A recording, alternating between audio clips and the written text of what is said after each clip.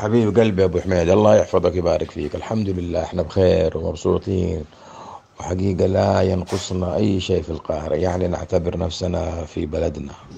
والله كل شيء حلو في الفندق، المكان، الناس. يكفي حقيقة اني انا تعرفت، وحقيقة كسبت معرفة واحد يعني مثلك. حقيقة الرجل دماثة اخلاق، احترام، حقيقة رجل محترم بمعنى الكلمة والله يا ابو حميد. يعني اكلمك من جد.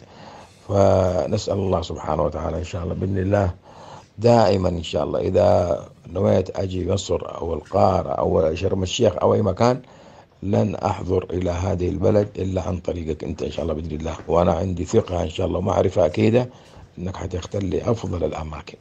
وأنا حقيقة حبيت المكان هذا، المكان ده شرح وهذا وإطلالته، وحقيقة الدخول والخروج للفندق جدا مريح.